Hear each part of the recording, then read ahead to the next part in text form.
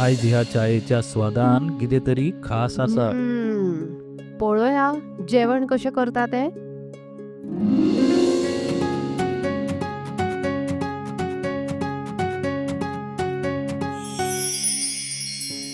वनी माझ्या खातीर चपाती भाजी. वनी म्हजे खातीर खास बासमती रायस. दोतोर, सगळ्यांच्यो पसंतीची काळजी कशी दवरतली? म्हज्यो कांय मागण्यो आसात.